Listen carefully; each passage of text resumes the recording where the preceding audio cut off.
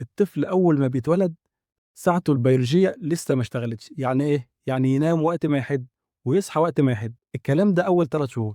بس بعد كده لازم نخلّي عقله يربط بين النوم والليل والنشاط والنهار.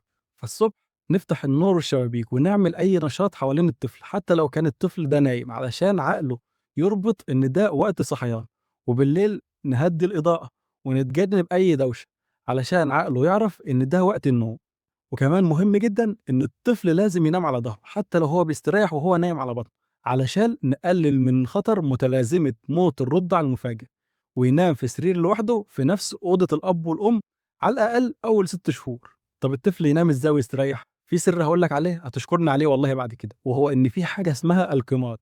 القِماط ده إن أنت بتقلِّد رحم الأم، بتلِف الطفل بالكامل وتخلّيه أكنه نايم في بطن الأم لسه. هو كده هيستريّح وأنت كمان هتنام مستريّح.